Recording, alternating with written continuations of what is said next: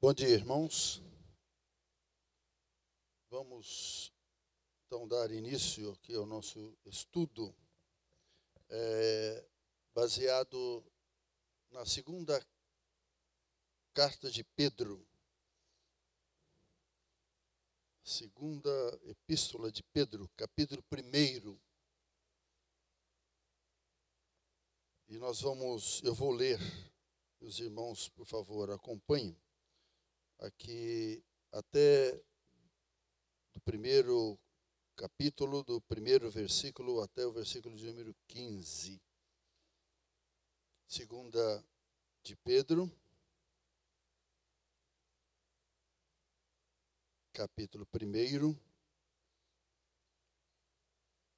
versículos de 1 a 15. E a palavra de Deus nos diz: Simão Pedro, servo e apóstolo de Jesus Cristo, aos que conosco obtiveram fé, igualmente preciosa na justiça do nosso Deus e Salvador Jesus Cristo, graça e paz vos sejam multiplicadas no pleno conhecimento de Deus e de Jesus, nosso Senhor.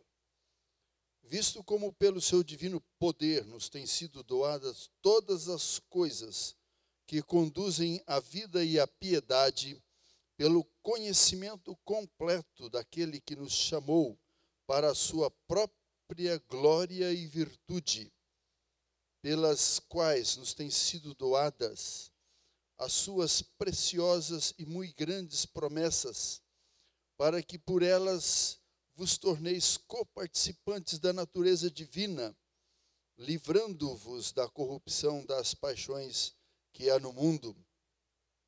Por isso mesmo, vós, reunindo toda a vossa diligência, associai com a vossa fé a virtude, com a virtude o conhecimento, e com o conhecimento o domínio próprio, com o domínio próprio a perseverança, com a perseverança a piedade, com a piedade a fraternidade, e com a fraternidade o amor. Porque essas coisas existindo em vós, e em vós aumentando, fazem com que não sejais nem inativos, nem infrutuosos no pleno conhecimento de nosso Senhor Jesus Cristo. Pois aquele a quem estas coisas não estão presentes é cego, vendo só o que está perto, esquecido da purificação dos seus pecados de outrora. Por isso, irmãos, procurai com diligência cada vez maior confirmar a vossa vocação e eleição, porquanto procedendo assim, não tropeçareis em tempo algum. Pois dessa maneira é que vos será amplamente suprida a entrada no reino eterno de nosso Senhor e Salvador Jesus Cristo. Por esta razão, sempre estarei pronto para trazer-vos lembrados acerca destas coisas, embora estejais certos da verdade já presente convosco nela e nela confirmados. Também considero justo, enquanto estou neste tabernáculo, despertar-vos com essas lembranças, certo de que estou prestes a deixar o meu tabernáculo, como efetivamente o nosso Senhor Jesus Cristo me revelou.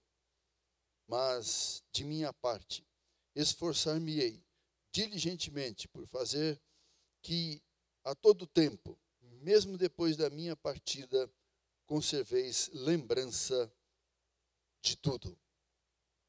Senhor, estamos completamente dependentes, ó Pai, da ação do Teu Santo Espírito para a compreensão, para a meditação na Tua Palavra. E também, ó Senhor Deus, para a transmissão. Ó Pai, confiamos na ação do Teu Santo Espírito em nossas vidas. E nos colocamos, ó Pai, como instrumentos, rogando do Senhor a bênção, ó Deus, de sermos instruídos, edificados com a Tua Palavra. Para assim, ó Senhor Deus, vivermos uma vida que seja agradável ao Senhor e para a glória do Teu nome. Senhor, mais uma vez nós pedimos perdão pelos nossos pecados e que o Senhor nos assista com a tua graça. É no nome de Jesus que oramos. Amém.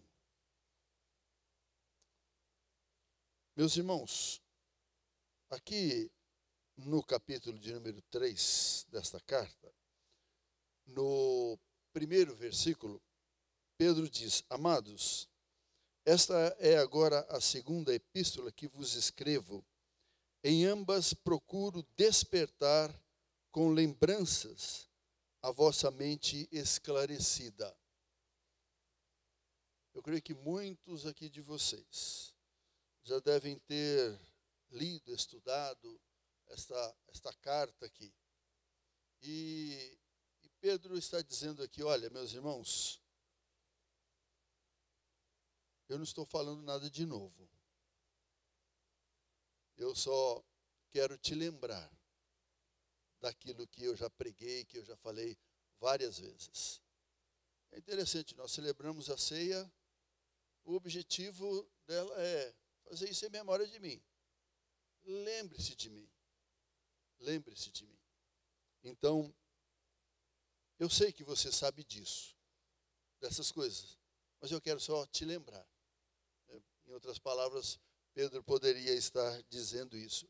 E ele aqui, mesmo nesse primeiro capítulo, ele falou: olha, enquanto eu estiver nesse tabernáculo, quando eu estiver vivo e a oportunidade, eu vou repetir essas coisas, porque isso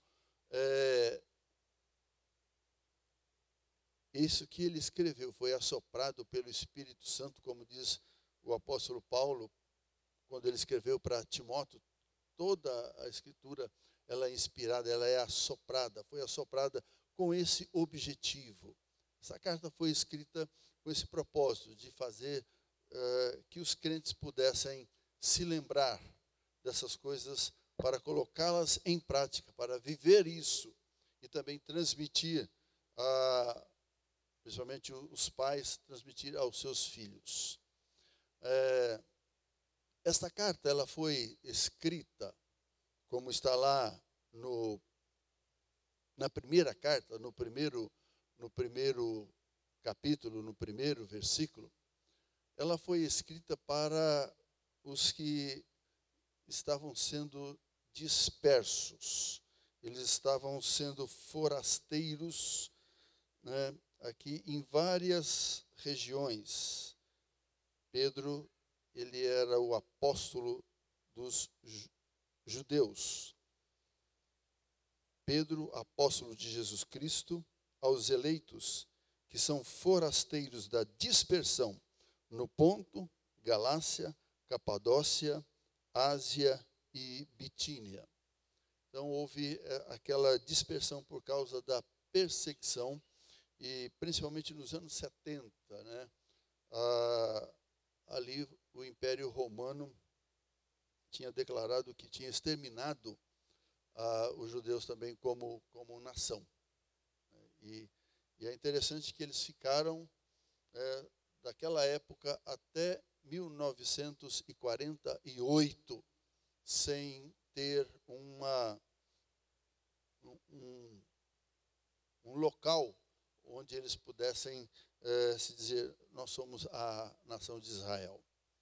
Em 1948, a Inglaterra reconheceu ali Israel como Estado, e a partir daí, então, começou a volta desses judeus, né? Aqui sabemos que foram, mesmo os não convertidos, voltaram para formar novamente a nação de Israel. E é pequenina, né? Parece que é um pouco menor ainda do que o estado do Piauí, e nós vemos que força tem como nação hoje no nosso cenário mundial. Pedro escreveu essas duas cartas, né? Como eu li lá no capítulo 3 da segunda, ele estava dizendo: em ambas, né, eu tenho esse propósito de trazer lembradas dessas coisas que o Espírito Santo de Deus colocou em meu coração. E eu creio que, como ele coloca aqui, no começo agora desta segunda carta, né? Simão Pedro, servo e apóstolo de Jesus Cristo, aos que conosco obtiveram fé igualmente preciosa na justiça do nosso Deus e Salvador Jesus Cristo. Eu creio que aqui nessa segunda agora, como esta carta, ela deveria ser escrita, igreja que recebesse teria a incumbência de passar a outras igrejas. E assim, nós temos hoje muitas e muitas cópias que foram encontradas dessa carta, que era para a igreja do Senhor Jesus Cristo e também para nós hoje. Então, essa mesma palavra que foi dita para os nossos irmãos judeus convertidos aqui, né, quando ele escreveu, que estavam dispersos por causa da perseguição que foi feita aos crentes e, portanto, também estendida aos judeus, né, aos israelenses. E então, esta segunda carta que ele escreve, ela é estendida também a nós. Nós hoje não estamos vivendo aquela situação que estavam vivendo aqueles nossos irmãos daquela época. Mas eu creio que os ensinos aqui dados é para todos os crentes, em todos os lugares, para todas as situações. Então, o que é ensinado aqui traz a mente daqueles crentes e a nossa também, o que Deus quer de cada um de nós, qual é o propósito de Deus nos ter chamados para pertencermos ao reino do nosso Senhor Jesus Cristo. Essa perícope, quer dizer, esse trecho que eu li de 1 a 15, eu tenho 3 partes aqui. Até o versículo 4, nós vemos a parte de Deus. Deus mostrando, Pedro está mostrando aqui aquilo que Deus fez por nós. E os versículos 5, 6, 7 e 8, Pedro fala da nossa responsabilidade com aquilo que Deus nos deu. E a partir do versículo 9, Pedro está dizendo assim, olha, se realmente você fizer a sua parte com aquilo que Deus deu, você vai ver o resultado.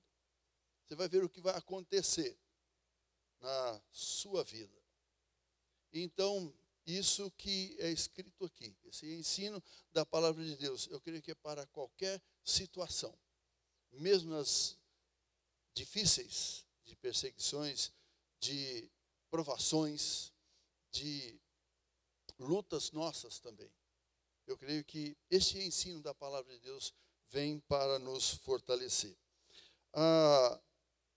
É interessante que essa nossa parte aqui, que Pedro vai elencando várias coisas aqui, 8 coisas, mas é interessante, dessas 8 aqui, são 7 coisas que você vai colocar acima da primeira. A primeira é a base.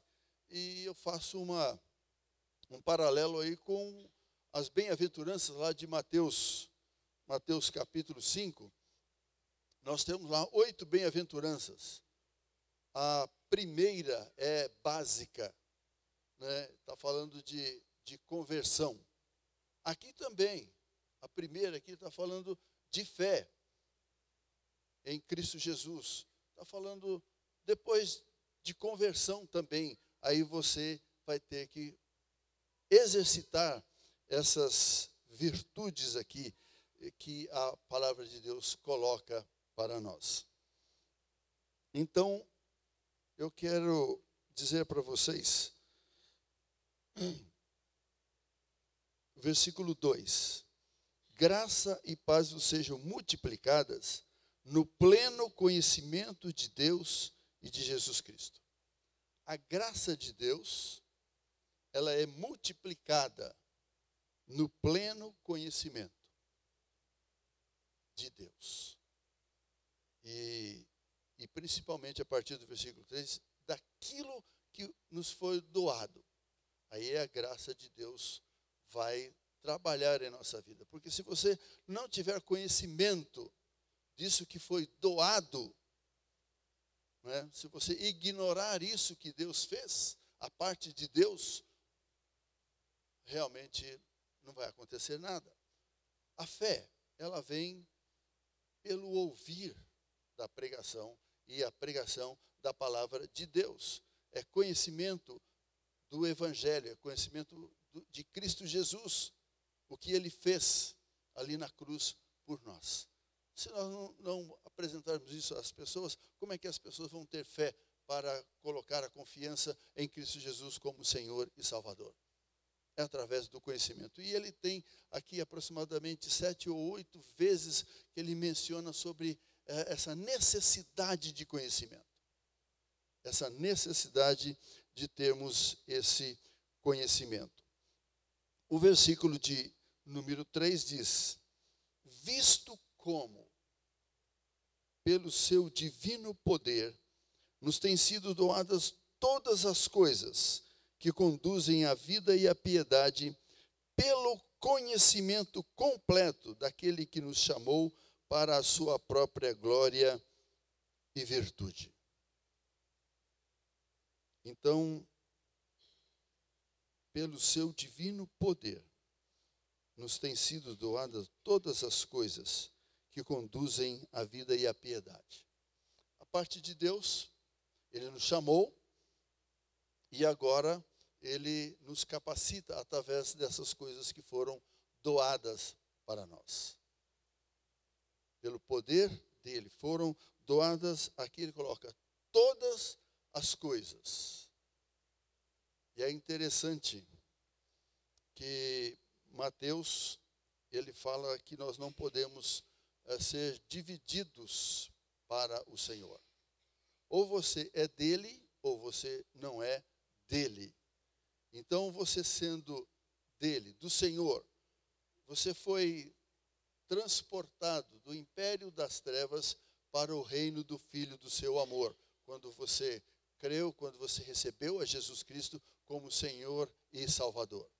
Nesse transporte, você creu, foram doadas todas as coisas, né?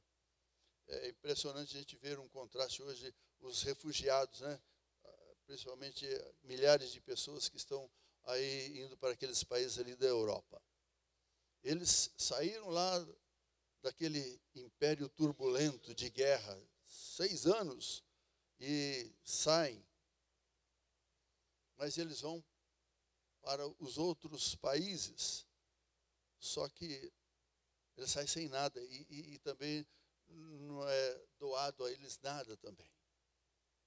E uma das coisas que me chamou mais a atenção, será que isso aí não é um propósito de Deus?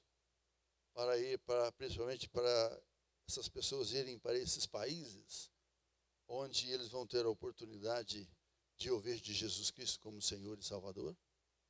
Aqueles países que estão recebendo, né, que a salvação deles, né, em termos de vida, para agora poder viver longe daquele império turbulento. Porque todas as entrevistas que eu ouvi, né, de pessoas que entrevistaram esses refugiados e que estão lá, pessoas que estão trabalhando, ajudando, eu não vi de nenhum deles o testemunho da confiança em Cristo Jesus como Senhor e Salvador.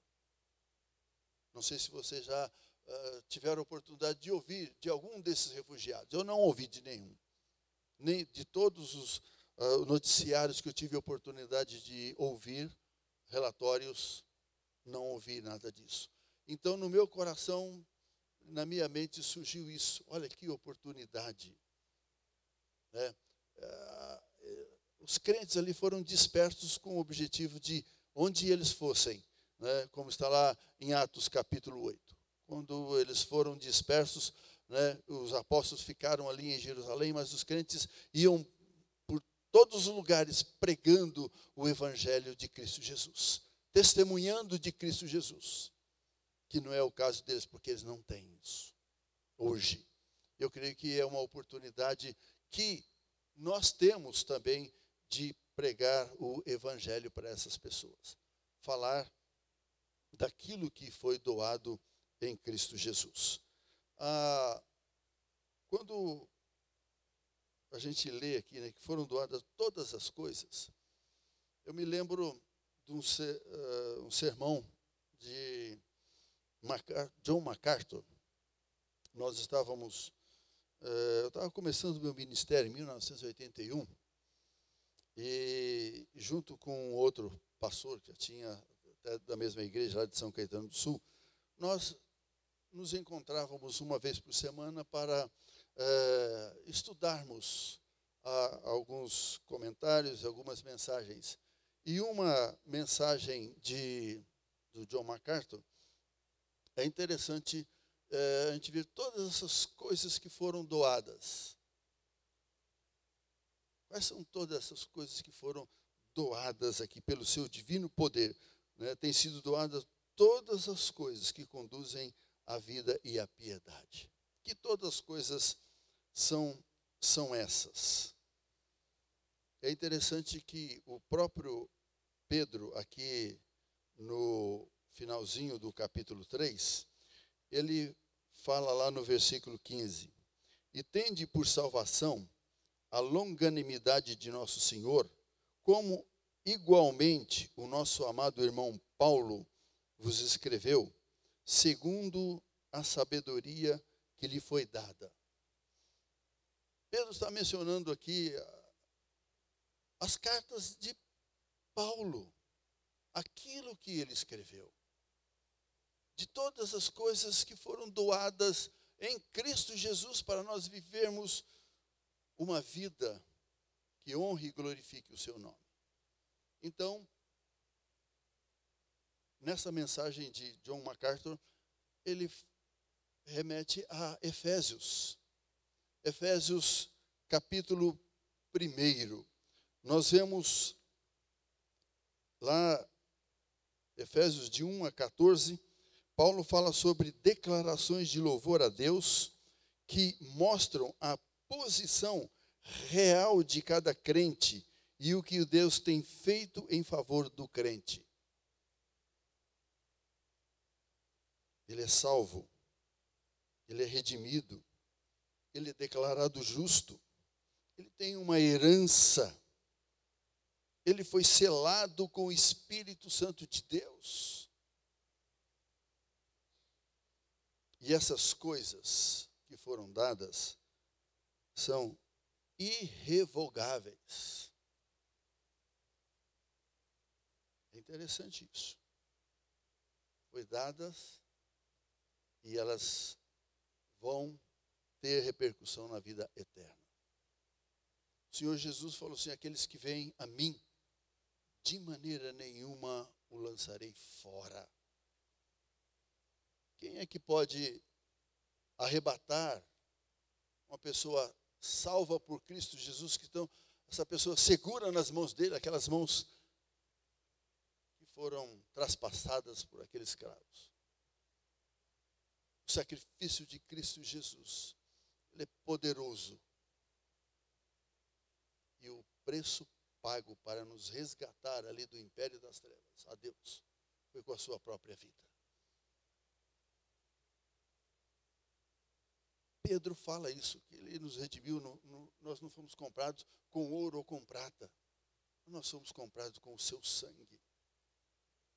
Então, que valor tremendo tem a nossa salvação.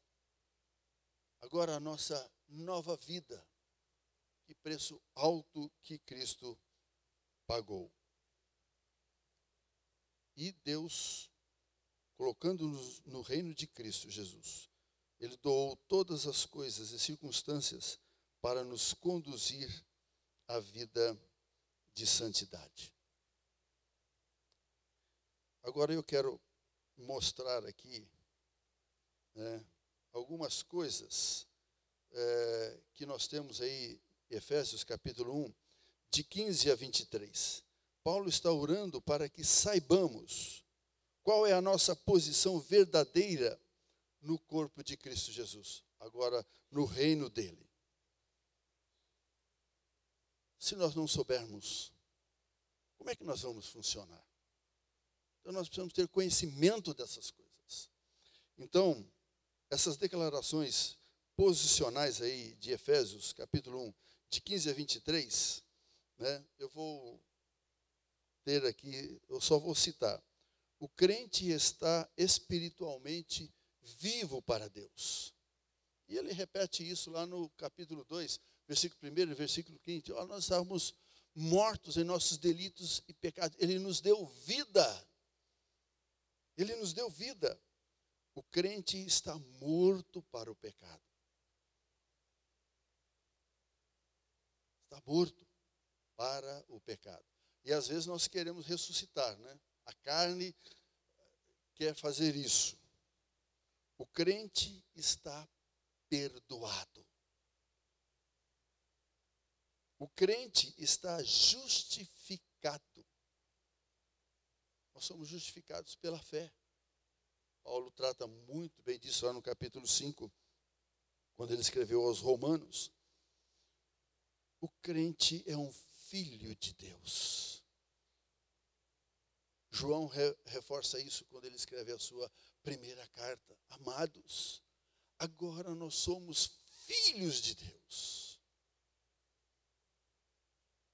Ele nos doou todas essas coisas. Essas declarações posicionais que nós temos em Cristo Jesus. O crente é possessão de Deus. Ele tem o direito de propriedade porque ele nos criou. E podemos dizer que ele tem duas vezes o direito, porque ele nos comprou ali em Cristo Jesus, ele nos resgatou ali. Nós somos propriedade exclusiva de Deus. Então nós não podemos nos dividir com o mundo. Quando o reverendo Tiago estava pregando aí sobre aquilo que o diabo ofereceu, ó, tá vendo? Eu te dou esse reino todo se você me adorar. Estava falando lá para Jesus. Sai do teu trono. Eu estou tentando conquistar esse trono lá desde o começo. E acho que o diabo viu e falou, opa, se ele sair eu entro. O diabo queria oferecer o mundo das trevas a Jesus. Mas ele venceu. Ele venceu. E isso que nós temos em Cristo Jesus. Como foi citado, que Paulo citou lá, Romanos 8:37. Nós somos mais que vencedores por meio de Cristo Jesus. Nós somos possessão de Deus. Nós pertencemos a Ele. Não é o diabo que vai nos sequestrar, né? Ele fez isso antes de haver o novo nascimento. O crente é herdeiro de Deus. Nós ficamos muito preocupados, né? Deus criou a terra aqui e nos colocou para nós usufruirmos de tudo isso aqui. Sim, para a glória do nome dele. Mas o que é de mais precioso que está sendo guardado lá no céu. Jesus falou, juntai tesouros lá no céu. Aqui, Pedro mesmo, né, no capítulo 3, fala que, olha, isso tudo que nós vemos aqui, ó, está reservado para aquele dia da volta de Cristo Jesus.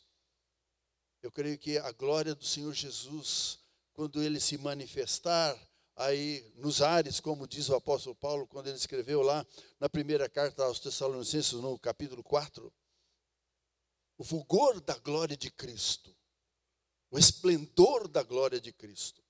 Eu costumo imaginar o seguinte, né, que o nosso sol aqui, que nos, né, dá esse calor, e para também crescer os vegetais, né, as árvores, esse sol é de quinta grandeza.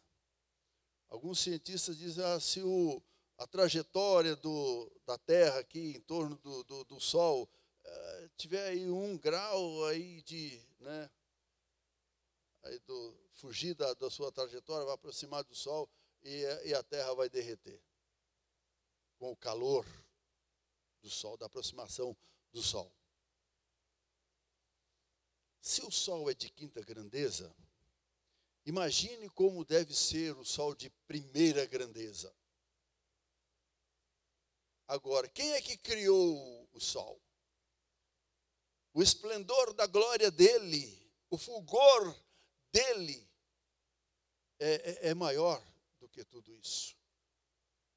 Por isso é que eu creio que quando o Senhor Jesus Cristo vier, nós os que estivermos vivos, como diz Paulo, nós seremos transformados, porque sendo transformados, aí sim dá para nós suportarmos a presença do Senhor. Revestidos, então, aí de um corpo incorruptível. E aqueles que morreram antes, claro, né, serão agora ressuscitados com corpos semelhantes ao de Cristo Jesus. E aqueles que não têm salvação, claro, serão ressurretos também, mas para o julgamento e depois serem lançados no lago do fogo do inferno. Então, o crente é abençoado com toda sorte de bênçãos espirituais. Lá em Efésios capítulo 1, versículo 3, Paulo fala isso. Toda sorte de bênçãos espirituais. Está lá. É só você tomar conhecimento disso e viver isso. Foram doadas todas as coisas, né? Sorte de bênçãos espirituais. O crente é um cidadão dos céus. Nós estamos representando o céu aqui. Nós somos forasteiros, né? O crente é um servo de Deus. Isso aqui já não gosto muito, não. Essa é questão de ser servo, né? Mas antes da celebração da ceia, o Senhor Jesus, né, como registra lá João, ele fez uma coisa interessante, né? Ele tomou a forma de um escravo, a posição de um escravo. É uma família, naquela época, que tivesse, né, fosse assim, como tem hoje, né, a prosperidade era próspera, tivesse bens materiais, casas, né, e também escravos. Então tinha um escravo que quando chegava um visitante, um convidado, aquele escravo pegava a bacia, pegava né, a toalha, e o convidado, então, era recebido por aquele escravo, ele abaixado, lavava os pés para entrar em sua casa, né? Isso era um ritual que o judeu tinha naquela época. Então, para tirar a sujeira que tinha, então, para não entrar com a sujeira dentro da casa. Eu creio que foi isso que o Senhor Jesus Cristo fez. Para nós entrarmos no reino dele, nós precisamos ser lavados, purificados com o sangue de Cristo Jesus. E agora, com essa nova vida limpa, então nós podemos usufruir disso que o Senhor faz para nós no nosso dia a dia. Nós somos servos de Deus. O crente tem nova vida.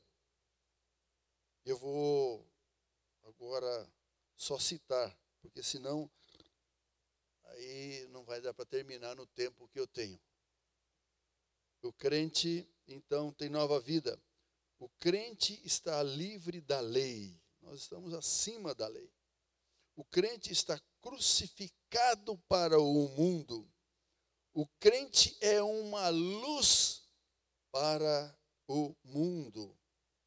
O crente obtém a vitória sobre Satanás, assim como Cristo teve. E Cristo dizia, está escrito, está escrito. Essa foi a resposta. E o diabo está hoje nos tentando também. Será que você é realmente o filho de Deus? Se realmente você é filho de Deus, faz isso, ou faz aquilo. Mas o contrário. Como citou o reverendo Tiago aí lá, foi na segunda tentação, né? Não, na terceira lá, o Salmo 91, versículos 11 e 12. Se vocês prestarem atenção, vocês vão ver que o diabo suprimiu o centro daqueles dois versículos. O anjo do Senhor vai te sustentar, vai te amparar, se você estiver andando nos caminhos do Senhor. O diabo estava fazendo um outro caminho para Jesus. Se ele fosse nesse outro caminho, não há. A gente costuma citar, né? Deus é fiel, Deus é fiel. Mas a sua palavra, aquilo que ele colocou na sua palavra, ele não tem compromisso com a desobediência de ninguém. Já é o primeiro sinal? Barbaridade. Eu pensei que eu ia até às 11h20. Isso já aconteceu, me lembro lá no seminário, tinha um colega pregando, só que o relógio dele parou. E ele foi pregando, até foi criticado pelos professores lá, né? Não, é que o meu relógio, depois que eu fui ver, que ele parou. Mas, então, o crente é purificado, o crente é santificado, o crente é sem mancha e sem culpa. O crente está livre em Cristo, o crente está seguro em Cristo, o crente possui a paz. O crente tem unidade na graça e na comunhão, coisa que nós estamos perdendo muito hoje. O crente tem gozo. O crente é habitação do Espírito Santo. Nós fomos batizados, nós somos selados. Em outras palavras, Paulo fala, o nosso corpo é templo do Espírito Santo de Deus. O crente é guiado pelo Espírito Santo. O crente tem os dons. Foram doadas todas as coisas. O crente tem poder para o serviço. Foram doadas todas essas coisas. E segundo o que Pedro diz aqui, né, pelas quais, versículo 4, nos têm sido doadas as suas preciosas e muito grandes promessas, para que por elas vos torneis coparticipantes da natureza divina, livrando-vos da corrupção das paixões que há no mundo. Isso é que vai devolver aquilo que nós perdemos com o pecado. A natureza divina em nós, ela vai sendo trabalhada com essas coisas que Deus doou para nós. Conhecemos essas coisas e colocarmos isso em prática. É o que ele diz aqui a partir do versículo 5. Por isso mesmo, olha, vocês têm conhecimento dessas coisas? Vocês estão meditando? Vê o que Deus fez. Agora, não fique só no conhecimento, não. É aí que Tiago entra lá no capítulo 2, versículo 20. Queres, pois, ficar certo, ó homem insensato, que a fé sem obras é inoperante? Então, ele diz, por isso mesmo, vós, reunindo toda a vossa diligência, associai com a vossa fé. Isso é a base. A fé em Cristo Jesus. Então, você recebeu Ele como seu Senhor. Agora você é um crente, você é uma nova criatura. Então, você vai associar e diligentemente. Olha, não é algo assim despretensiosamente, não. Ele está chamando a atenção para isso, né? Toda a vossa diligência. Associai com a vossa fé a virtude, com a virtude o conhecimento. Então, aqui, nesta segunda parte, aí se a gente ver o que tem cada uma dessas palavras, né, Pedro selecionou uma lista de virtudes a acrescentar à fé. São 7 virtudes aqui que ele vai falando. A primeira virtude, né, que é virtude, né, a primeira é qualidade mencionada que brota da fé cristã verdadeira. Significa excelência, né? Por exemplo, a ação de uma faca, o objetivo dela é cortar, né? De um cavalo é correr, mostrar a sua força. Qual é a do homem? É o impacto da vida de Cristo exercida sobre a vida do homem. Isso é virtude. É a qualidade de vida que deve ser caracterizada e concretizada no caráter do crente. Virtude, conhecimento. Esse é o elemento intelectual em nossa personalidade. Tem um lugar importante aqui no versículo 2, no versículo 3, no versículo 8 e mais adiante também. Tem 7 ou 8 vezes que ele fala sobre a necessidade de conhecimento. Com o conhecimento é que vem a sabedoria para nós distinguirmos o bem e o mal. Todos os dias em nossa vida. A terceira, domínio próprio. Não só em questão aí de comida ou bebida, mas em todos os aspectos da nossa vida. Significa controlar as paixões ao invés de ser controlado por elas. Tem pessoas que têm certas compulsões e essas compulsões controlam as pessoas. De vez em quando eu vejo a minha esposa lá, pegando lá uns programas lá, principalmente daquelas pessoas que têm compulsões, por exemplo, de acumular as coisas, né, ou de gastar, de comprar. Tem pessoas e assim também em outras áreas, o pecado, as paixões carnais. Então, domínio próprio, isto é uma virtude madura, isso é uma virtude divina, né? Está além do homem, está além de suas próprias forças. Por isso você tem que ter o conhecimento da palavra de Deus e ela que vai te fortalecer para que essas virtudes elas sejam apresentadas. Quarto, perseverança. Quantas e quantas vezes nós somos levados a desistir de algumas coisas, até de frequentar uma igreja. Principalmente quando vêm os problemas, as dificuldades, né? E às vezes nós, né? E isso vem lá do hábito do domínio próprio, né? Do domínio próprio é que brota a perseverança, a piedade, reverência, ou o homem religioso, o homem cuidadoso e correto em cumprir seus deveres diante de Deus e do próximo. E aí vem a fraternidade. A fraternidade e a piedade não pode existir sem a fraternidade. 1 de João 4:20 diz: se alguém disser amo a Deus e odiar a seu irmão, é mentiroso, pois aquele que não ama a seu irmão, a quem vê, não pode amar a Deus a quem não vê. A fraternidade é esse amor, né? Amar a Deus sobre todas as coisas e ao próximo como a ti mesmo. Se você não amar primeiramente a Deus sobre todas as coisas, realmente você não vai poder amar ao seu irmão. E ele completa aí com o amor.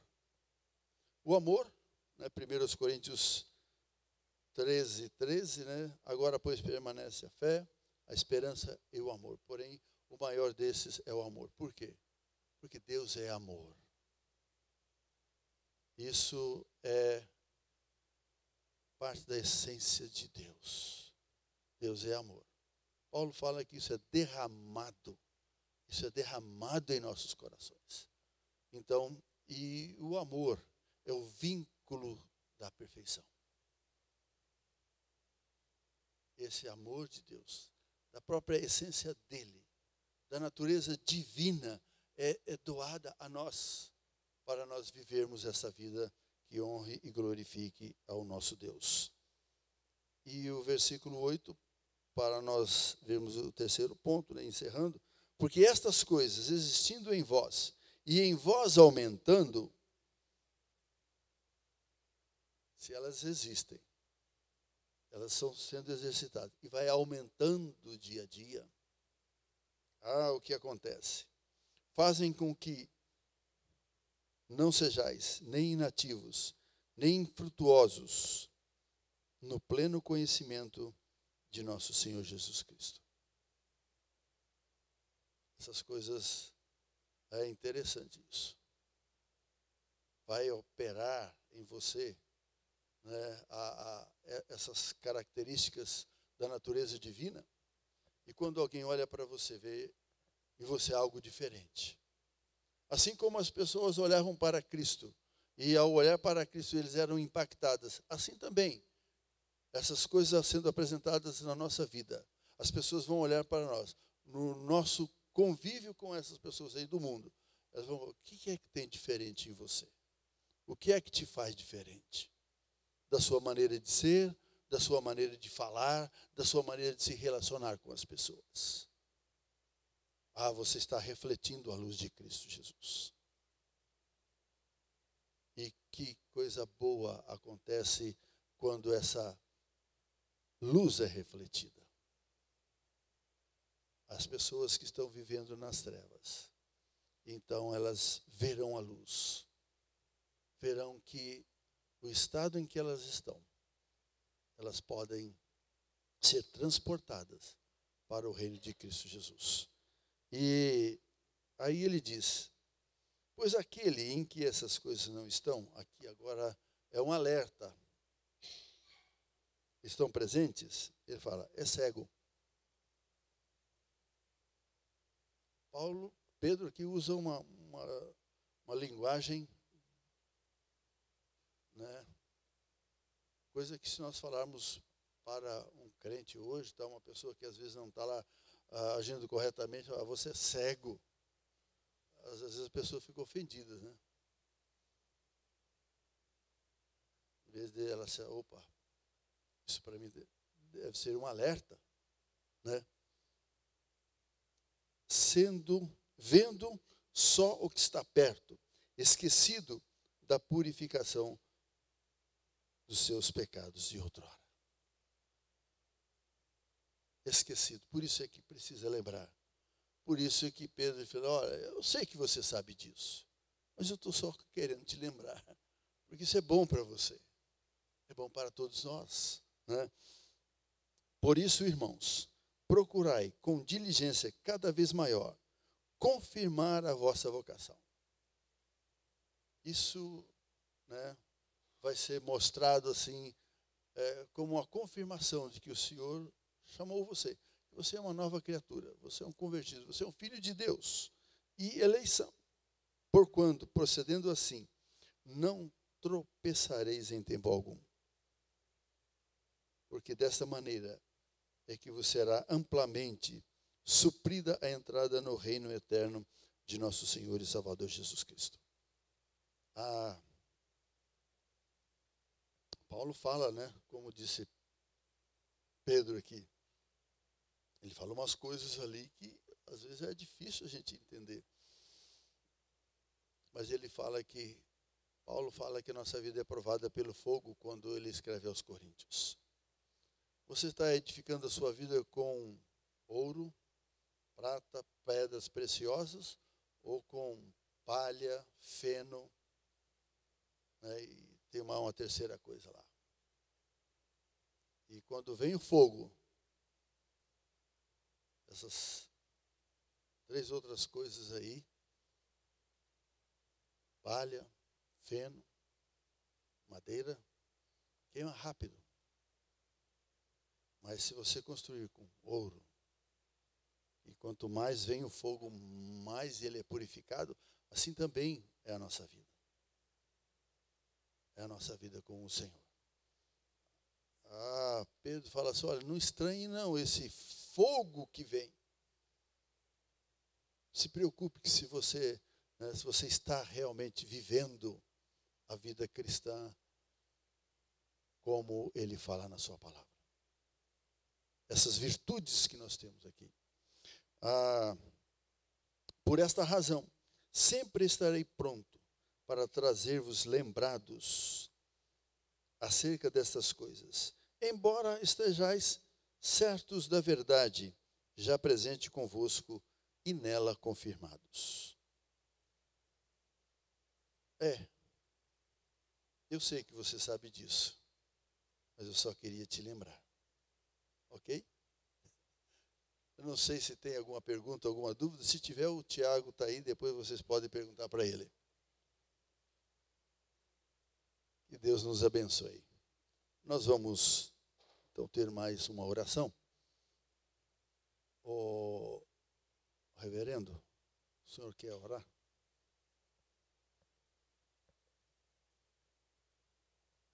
Vamos orar, meus queridos. Senhor, como é bom quando olhamos para a Tua palavra e nela, ó Pai, está repleto de esperança para as nossas vidas, porque não estamos sós. E o Senhor, ó Deus, nos deu esta dádiva, a Tua palavra, para nos fortalecer, para trazer à memória aquilo que nos dá esperança. Muito obrigado por aquilo que já recebemos do Senhor. Não somos refugiados sem uma pátria. Pertencemos aos altos céus, pertencemos ao Senhor. E tudo já nos foi doado por meio de Cristo Jesus. Nos ajude a viver, ó Deus, a viver uma vida que seja digna do Teu nome. Nos fortaleça, ó Deus. Nos ajude a termos uma vida disciplinada e diligente, para nos voltarmos à Tua palavra dia e noite, a fim de termos os nossos passos, ó Deus, centrados na Tua vontade, edificando uns aos outros, sendo testemunha do Senhor. Ó Deus, muito obrigado, porque o Senhor trouxe o Teu servo para nos dar essa lição, para trazer novamente à nossa memória aquilo que nós já sabíamos, mas precisamos todos os dias firmá-las, porque, ó Deus, está próximo a vinda do nosso Mestre. E nos ajude, ó Deus, a testemunhar enquanto Ele não vem, para aqueles que já são Teus, escolhidos antes da fundação do mundo. Irmãos nossos que ainda não têm este conhecimento. E que através das nossas vidas, ó Deus, venhamos a levar essa Tua palavra que salva, que sustenta esta riqueza. Conserve, ó Deus, o Teu servo Eurindeci e Lenice, que voltam para o seu lar, ali na missão Kaiowá, no trabalho com aqueles indígenas que, ó Deus, certamente há muito povo Teu ali, que precisam conhecer a Tua palavra. Fortaleça o Teu servo, fortaleça a Tua serva. Obrigado por estar aqui conosco. E nos leve, ó Deus, pelos nossos lares, meditando neste tesouro que já temos no Senhor. E, ó Deus, muito obrigado, porque o Senhor nunca nos desampara. E que venhamos nos preparar para a mensagem hoje à noite, no momento que estaremos aqui de volta, para glorificar o Teu nome, hoje e sempre.